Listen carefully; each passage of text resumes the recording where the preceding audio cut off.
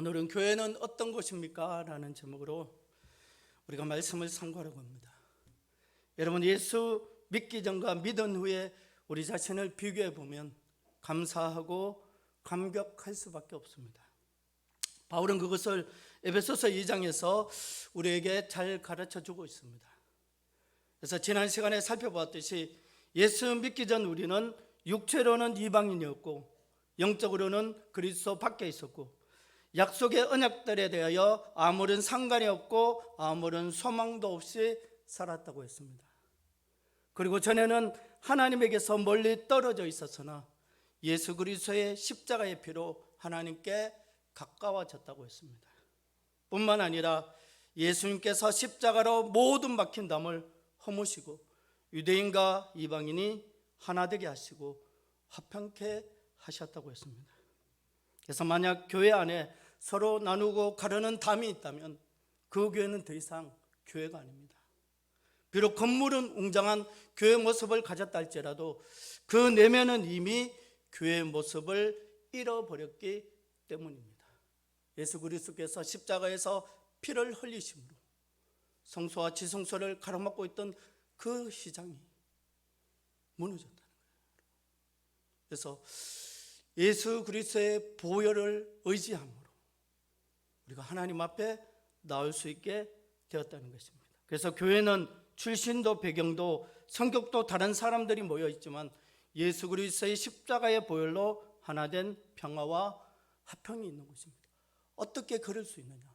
교회이기 때문에 가능하다는 거예요. 성격도 출신도 배경도 전혀 다른 사람들이 모여 있지만 예수 그리스도의 십자가의 보혈로 하나된 평화와 화평이 있는 곳이 교회라는 것입니다. 여러분, 우리 영양 서부교회가 이런 믿음의 공동체가 되기를 주님의 이름으로 간절히 축원합니다. 오늘 본문에서 바울은 계속해서 이 교회에 대해서 말씀하고 있습니다. 바울은 교회를 하나님 나라의 시민이라고 말씀합니다. 19절에 보면 그러므로 이제부터 너희는 외인도 아니요 나그네도 아니요 오직 성도들과 동일한 시민이라 라고 말씀합니다. 여러분, 외국인과 시민의 차이가 무엇입니까? 외국인은 보호를 받을 수 없지만 시민은 보호를 받게 되어 있다는 것입니다. 여러분, 흔히 그렇게 이야기하잖아요. 미국에 우리가 혹시 방문을 하게 되면 여러분, 거기는요 의료보험이 안 되면 병원비가 엄청나잖아요. 근데 외국인은요 의료보험이 안 돼요. 아파도요 마음대로 병원을 갈 수 없어요. 근데 영주권이 있으면, 시민권이 있으면 어떻습니까? 그냥 의료보험이 되니까 아프면 병원에 가서 치료받으면 돼요. 외국인과 나그네는요 엄청난 차이가 있어요. 외국인은 보호를 받을 수 없지만 시민은 보호를 받을 수 있다는 것입니다. 그런데 우리에게는 육신이 속한 대한민국 시민권 외에 또 하나의 시민권이 우리에게 있습니다. 빌립보서 3장 20절 말씀 떼어주실래요? 방송실 떼어주세요. 빌립보서 3장 20절 말씀 없어요? 제가 읽을게요. 그러나 우리의 시민권은 하늘에 있는지라 거기로부터 구원하는 자 곧 예수 그리스도를 기다리노니. 아멘. 바로 하늘나라의 시민권이라는 거예요. 여러분, 세상의 나라의 시민권은 국가가 아무리 보호해 준다고 해도 그 보호에는 한계가 있어요. 시민권이 있으면 보호를 받잖아요. 그런데 국가가 보호해 주는 거는요 한계가 있다는 거예요. 죽음 이후의 세계까지는 보호해 줄 수 없다는 것입니다.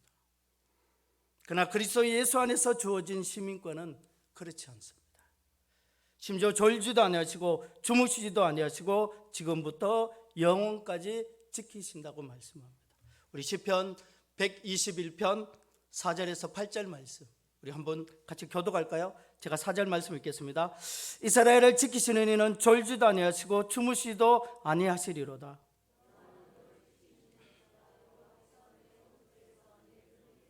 낮의 해가 너를 상하게 하지 아니하며 밤의 달도 너를 해치지 아니하리로다.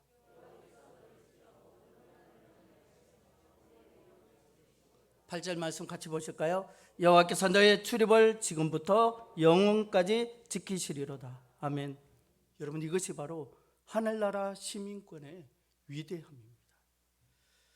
또 오늘 본문에서 바울은 교회를 하나님 나라의 가족이라고 소개합니다. 하나님 나라의 시민, 하나님 나라의 가족이라고 소개합니다. 19절 말씀 우리 같이 한번 읽어볼까요? 19절 말씀 같이 있습니다. 시작. 그러므로 이제부터 너희는 외인도 아니요 나그네도 아니요 오직 성도들과 동일한 시민이요 하나님의 권속이라. 아멘. 여기 보면 하나님의 권속이라라고 말씀합니다. 그래서 권속이라는 말은 가족이라는 표현입니다. 예수를 믿는 가정들이 모여서 큰 가족이 된 것입니다. 그래서 교회는 계급 공동체가 아닙니다. 교회는 이익 공동체가 아닙니다. 교회는 가족 공동체입니다. 아멘. 교회는요 계급 공동체가 아니에요. 많은 사람들이 착각을 합니다. 나는 오래 믿었으니까, 나는 이 교회를 개척하는데 공이 있으니까. 교회는요 계급 공동체가 아니에요. 교회는 이익 공동체가 아닙니다. 교회는 가족 공동체입니다. 사회적 신분과 육신의 혈통을 뛰어넘은 예수 그리스도의 피로 묶인 가족 공동체입니다. 언제까지입니까? 현세부터 영혼까지 한 가족이 된 것입니다. 여러분, 우리 육신의 가족은 어때요? 이 땅에서 육신의 삶이 끝나면 끝이에요. 제가 대구에서 사역할 때 그렇게 얘기했어요. 정말 부부 금실이 좋았었어요. 돌아가셨어요. 우리 성도님들 혹시 가톨릭 대학교 그 영안실에 가면 거기는요 영안실이 좀 으시시해요. 저도 혼자 있으면 좀 그렇더라고요. 빙 돌아서 들어가거든요. 근데 정말 부부 금실이 좋았어요. 얼마나 우시는지 슬프게. 근데 영안실에 갔는데 첫날 그 준비할 동안 손님이 없잖아요. 무서워서 못 있겠대요. 그렇게 좋아하는 남편 그 시신하고 같이 있는데 무서워서 거기 못 있겠더래요. 육신의 여러분 혈연 관계도 어떻습니까? 이 땅에 사는 동안 혈연이죠. 그죠? 근데 교회 공동체, 교회가 가족 공동체라는 말은 현세부터 영혼까지 한 가족이 되었다는 것입니다. 그래서 교회는 가족 같은 친밀감이 있어야 합니다. 가정같이 포근해야 합니다. 서로 사랑하고 위로하고 도와주고 기도해주는 공동체가 교회 공동체라는 거예요. 어떤 계급, 내가 그래도 네보다 빨리 믿으니까, 내가 그래도 직분이 권사인데 너는 집사잖아. 나는 안수 집사님인데, 뭐 우리 장로님들은 그런 분, 나는 장로인데 어디서 집사가 금방지게. 교회는요 계급 공동체가 아니에요. 세상 사람들이 어떻게 이야기합니까? 장로 땄어? 권사 땄어? 그렇게 이야기하잖아요. 교회는 계급 공동체도 아니고 어떤 이익 공동체도 아니고 가족 공동체라는 거예요. 예수 그리스도의 피로 그 보혈로 하나 된 가족 공동체. 그래서 가족 같은 친밀감이 있어야 합니다. 가정같이 포근해야 합니다. 서로 사랑하고 위로하고 도와주고 기도해주는 공동체가 교회 공동체라는 거예요. 죄송합니다.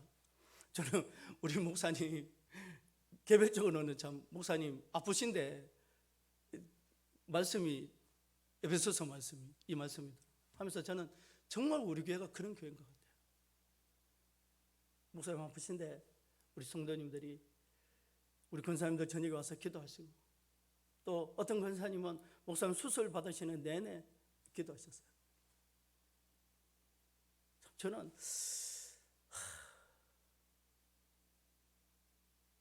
뜨겁더라고요. 너무 감사하더라고요. 또 우리 장로님들 수시로 전화 오셔서 목사님 어떻게 되었어요? 수술 잘 되었어요? 제가 연락 오면 바로 우리 장로님들인데 문자를 드립니다. 얼마나 감사한지 모르겠어요. 내 몸처럼, 내 가족처럼 참 그렇게 하시는데요. 이게 부흥되는 교회예요. 부흥되는 교회. 제가 그런 이야기를 한번 했잖아요. 여러분, 부흥되지 않는 교회는 어떤 줄 알아요? 목사가 왜 아픈데? 뭐 잘못한 거 있나? 이럽니다. 이런 교회 있어요. 어떤 장로님이 아프다. 내 그럴 줄 알았어. 그 장로님 그래 내 맞을 줄 알았어. 이런 교회 있어요. 그런데 하나님께서 세우신 교회는 그렇지 않다는 거예요. 교회는요 가족 공동체예요. 목사님이 아프지만 우리 가족이 아픈 거예요. 그러니까 우리 성도님들 물질로 또 기도로 또 막 그렇게 하셔야 돼요. 저는 이 에베소서 말씀을 참 준비하면서요, 그래, 이게 정말 믿음의 공동체구나, 이게 정말 가족 공동체구나, 서로 사랑하고 위로하고 도와주고 기도해주는 공동체, 또 서로 책임감이 있어야 합니다. 가족은 서로를 책임지는 것입니다. 문제가 있다고 버리는 것이 아니라 서로의 단점을 받아주고 세워주고 용서해주고 격려해주는 것이 가족이라는 거예요. 그래서 바로 원하기는 우리 영양서부교회가 이런 믿음의 공동체가 되기를 주님의 이름으로 간절히 축원합니다. 또 바울은 건축물을 통해서 교회의 하나됨과 영광에 대해서 말씀합니다. 20절 21절 말씀 우리 같이 한번 읽어볼까요? 같이 읽습니다. 시작. 너희는 사도들과 선지자들의 터 위에 세우심을 입은 자라. 그리스도 예수께서 친히 모퉁이 돌이 되셨느니라. 그 안에서 건물마다 서로 연결하여 주 안에서 성전이 되어가고. 아멘. 여러분, 구약시대의 성전은 외형적인 부분을 상당히 중요하게 생각했습니다. 하나님께서 성전에만 거하신다고 생각했기 때문입니다.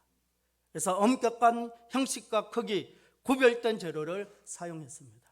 길이는 어떻게 하고 재료는 무엇을 쓰고 얼마만큼의 무게를 하라는 등 외형적인 구조가 중요했습니다. 그러나 신약의 교회는 다릅니다. 건물보다는 사람이 중요합니다. 우리가 하나님의 성전이기 때문입니다. 고린도전서 3장 16절 말씀 같이 읽어볼까요? 너희는 너희가 하나님의 성전인 것과 하나님의 성령이 너희 안에 계시는 것을 알지 못하느냐. 아멘. 우리 안에 하나님의 성령이 계심으로 우리가 하나님의 성전이라. 이게 신약의 교회라는 거예요. 그래서 신약의 교회는요, 건물을 중요하게 생각하지 않아요. 건물보다 사람이 중요합니다. 그래서 교회의 큰 가치는 건물이 아닌 사람입니다. 한 영혼 한 영혼을 소중하게 생각하는 교회가 신약의 교회, 바로 예수 그리스도의 피 흘리심으로 세워진 교회라는 것입니다. 그러면서 바울은 교회가 사도들과 선지자들의 터 위에 세워졌다라고 말씀합니다. 20절 전반절에 보면 너희는 사도들과 선지자들의 터 위에 세우심을 입은 자라라고 말씀합니다. 즉 사도와 선지자의 터 위는 교회를, 사도와 선지자들의 터 위에 교회를 세우셨다는 것입니다. 여기서 사도와 선지자들의 터 위라는 말은 구약 성경과 신약 성경을 말합니다. 다시 말해서 하나님 말씀 위에 교회가 세워졌다는 것입니다. 교회가 어떻게 가야 됩니까? 간단합니다.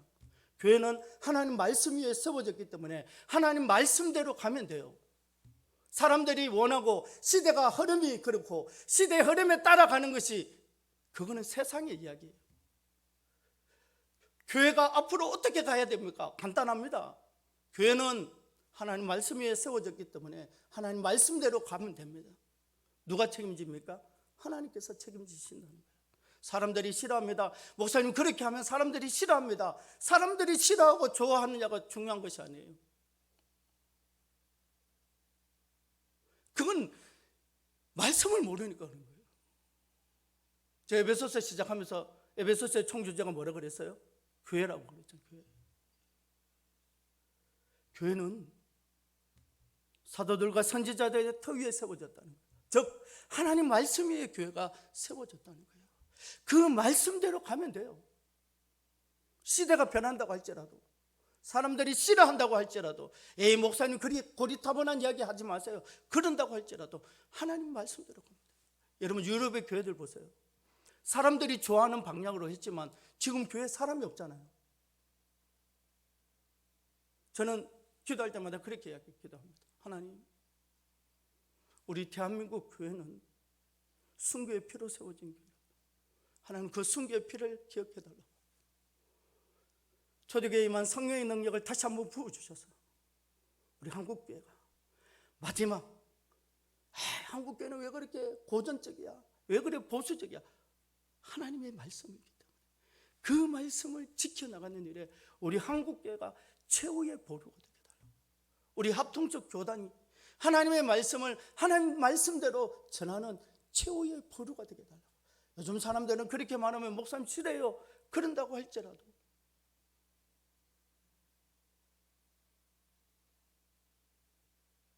교회는 하나님 말씀 위에 세워졌기 때문에 하나님 말씀대로 가면 됩니다. 그래서 교회는 말씀을 통해 예수 그리스도를 알려는 사람들이 모이는 것이고, 말씀을 배우고 말씀을 사랑하고 그 말씀을 따라 살려는 사람들이 모인 곳이 교회라는 거예요.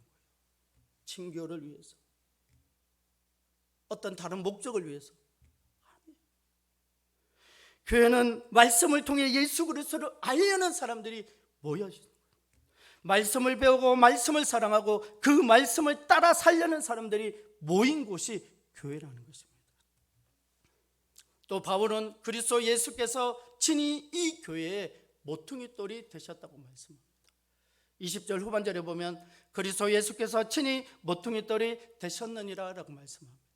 저는 건축에 대해서는 잘 모르지만 건물을 지을 때 돌을 그냥 샀는다고 해서 건물이 되지 않는다는 것은 알고 있습니다. 설계를 하고 땅을 파고 기초를 세워야 합니다. 그 중에서 가장 중요한 부분이 모퉁이 돌입니다. 건축에서 골격이 되는 기둥을 말합니다. 이 골격이 건물의 규모를 결정하고 건물의 방향을 결정합니다. 그래서 교회의 머리는 오직 예수 그리스도 한 분뿐입니다. 이 말은 예수님이 머리가 아닌 교회는 더 이상 교회가 아니라는 거예요. 아무리 화려하고 웅장하고 사람들이 많이 모인다고 할지라도 그리스도 예수가 주인이 아니고 머리가 아닌 교회는 예수님께서 원하시는 것, 예수님께서 기뻐하시는 것, 그것을 향해서 가는 교회가 아니라면, 사람들이 원하는 것, 사람들이 추구하는 것, 거기에 눈독을 들이기 시작한다면, 오늘 여러분 오전에 우리가 룻기 말씀을 배웠잖아요. 세속주의적으로 간다면, 인본주의적으로 간다면 아무리 교회가 화려하게 되어진다고 해도 예수 그리스도를 머리로 인정하지 않는 교회, 그 예수님께서 방향을 결정하는 대로 가지 않는 교회는 더 이상 교회가 아니라는 것입니다. 학연이나 직연이나 사람이 아닌 머리 대신 예수님을 중심으로 모이고 머리 대신 예수님 안에서 우리가 하나 되었기 때문에, 야 경상도 사람 모여라, 전라도 사람 모여라, 야 어디 문과 출신 모여라, 이과 출신 모여라. 머리 대신 예수 그리스도를 중심으로 모이고 머리 대신 예수님 안에서 우리가 하나 되다. 우리가 남이가 그래서 하나 된 것이 아니에요. 예수님 안에서. 세상적으로는 우리와 너는 하나 될 수 없다. 경상도 전라도가 어떻게 하나 되노? 그래도 우리는 학연이나 지연이나 사람이 아닌 예수 그리스도, 머리 대신 예수님을 중심으로 모인 하나 된 공동체이기 때문이라는 거예요. 여러분, 인천에 가면 갈보리 교회라는 곳이 있습니다. 이 교회는 참 난해하게 생겼습니다. 왜냐하면 처음에 단층짜리 건물이었는데 교회가 부흥하면서 2층을 만들고 또 부흥하면서 3층을 만들고 또 부흥하면서 옆을 달아내고 또 뒤에도 달아내고, 그래서 이 교회 안으로 들어가면 건물 안이 거의 미로처럼 되어 있다고 합니다.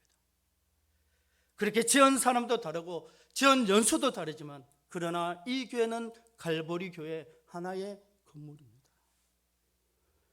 예수 그리스도께서 모퉁이 돌이시고 이 모퉁이 돌 위에 기둥이 세워지고 담이 세워지고 서로 연결되어 있기에 하나의 건물이 되는 것입니다. 우리 영양서부교회도 마찬가지입니다. 그래서 모퉁이 돌이신 예수 그리스도 위에 기둥이 세워지고 담이 세워지고 예수 그리스도 안에서 우리가 서로 연결되어 있다는 것입니다. 그러면서 바울은 교회의 최종 목표, 우리가 추구할 교회의 모습에 대해서 이렇게 말씀합니다. 22절 말씀입니다. 우리 같이 한번 읽어볼까요? 같이 읽습니다. 시작. 너희도 성령 안에서 하나님이 거하실 처소가 되기 위하여 그리스도 예수 안에서 함께 지어져 가느니라. 아멘. 여기 보면 하나님이 거하실 처소가 되기 위하여라고 말씀합니다. 그래서 교회의 최종 모습은 하나님이 거하실 처소가 되는 것입니다. 여러분, 교회가 아무리 웅장해도 하나님이 계시지 않는다. 하나님이 그 교회에 계시지 않는다면 어떻게 교회라고 할 수 있냐는 것입니다. 교회 최종 목표, 교회의 어떤 모습이어야 되냐? 하나님이 거하실 처소가 되어야 한다는 거예요. 여러분, 모세가 지은 성막이나 솔로몬이 지은 성전은 그 자체로만으로도 하나님의 영광이 나타났습니다. 왜냐하면 지성소에 하나님의 임재의 상징인 법궤가 있었기 때문입니다. 그래서 모든 사람들이 성전을 바라보는 것만으로도 하나님의 영광을 경험할 수 있었다는 것입니다. 솔로몬이 성전을 짓고 그렇게 기도하잖아요. 그 성전을 향해서 기도만 해도 하나님께서 들으신다. 그러나 후에 헤롯이 지은 성전에는 하나님의 영광이 나타나지 않습니다. 근데 이 성전을 대신할 새로운 성전, 즉 교회는 하나님의 영광이 나타난다는 것입니다. 왜냐하면 우리 가운데 하나님의 영이신 성령께서 임하시고 그 성령이 우리를 하나님 말씀대로 살게 하심으로 우리를 통해서 하나님의 영광이 나타나게 된다는 것입니다. 하나님이 거하실 처소가 된다는 것은 성령이 우리 가운데 임하시고 성령이 우리를 이끄시고 인도하시는 것, 그것이 교회된 우리의 목표, 우리의 모습. 그래서 우리가 성령의 임재를 구하고 성령의 임재를 사모해야 합니다. 성령이 역사하지 않는 교회, 성령이 역사하지 않는 모임. 저는 우리 교육기관에 언제부터 그런 생각이 들더라고요. 저들이 교회 역사도 알고 여러 가지를 알고 하나님의 말씀도 배우지만 성령의 역사심이 저들 가운데 없다면 우리 한국교회 어떻게 될까? 우리 한국교회도 유럽과 같은 교회가 되지 않을까? 그래서 저는 기도할 때마다 부족하지만 그렇게 성령의 임재하심이, 우리 영양서부교회 학생이 위해 성령의 임재하심이 있게 해달라고. 한 명이 모이든 두 명이 모이든 저들이 성령의 임재하심이 있게 해달라고. 성령의 임재하심을 고백할 수 있는, 성령의 임재하심을 사모할 수 있는 그런 우리 학생과 되게 해달라고.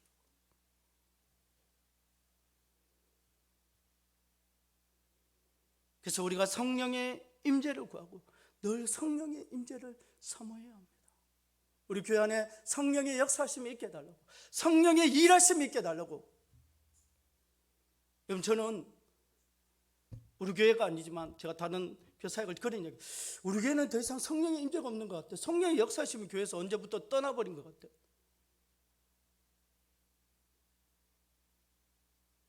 얼마나 무서워요. 성령의 역사가 없는 교회의 최종 모습은 성령이 임재하고 그 성령의 임재하심으로 성령의 인도하심을 따라가는 것이 성경에서 말씀하는 교회의 모습인데, 성령의 임재하심이 더 이상 나타나지 않는 교회, 사람들의 목소리가 커지고 누구의 목소리가 커지고, 야, 누가 시키는 대로 해야 돼, 그 교회에서는 그 장로님 말 안 들으면 안 돼, 그 교회에서는 그 권사님 말 안 들으면 안 돼, 이렇게 되기 시작하면 건물이 아무리 커진다고 할지라도 더 이상 교회가 아니라. 저는 성남에 있을 때 저희 성남에서는 장로님들 교육을 제일 선임 부목사님들 시키거든요. 그렇게 배웁니다. 장로님 되시는 것 정말 축하하고 영광스럽지만 또 하나 두려운 일입니다. 왜? 하나님의 일을 내가 함에 있어서 내가 하기 시작하면 재미있을지는 몰라도, 사람이 알아줄지는 몰라도 하나님 앞에 섰을 때 그것이 우리의 책망거리가 될 수 있기 때문에 항상 조심해야 합니다. 항상 기도해야 합니다. 항상 성령의 임재를 구하고 성령의 인도하심을 구해야 합니다. 교회도 그렇다는 거예요. 교회도. 그래서 성령이 임하시는 사람의 모임이 교회고 그 성령님의 인도하심을 받아 살아가는 사람들이 교회라는 것입니다. 그래서 바라고원학교는 우리 영양서부교회가 또 영양서부교회에 연결된 각 지체들인 우리들 위해 성령의 임재하심이 있으시기를 주님의 이름으로 간절히 축원합니다. 여러분, 말씀 맺겠습니다. 사랑하는 성도 여러분, 교회가 무엇입니까? 하나님의 시민, 하나님 나라의 가족이 교회라는 것입니다. 이 교회는 하나님 말씀 위에 세워졌고 모퉁이 돌이신 예수 그리스도를 통해서 서로 연결되고 하나 되어 있습니다. 우리가 이루어야 할 교회의 모습이 있습니다. 하나님이 거하실 처소가 되는 것입니다. 그러기 위해서 성령의 임재하심을 구하고 성령님의 인도하심을 따라 살아야 합니다.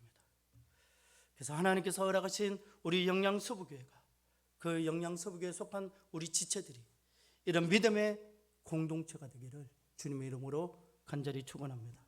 기도드리겠습니다. 거룩하신 하나님 감사합니다.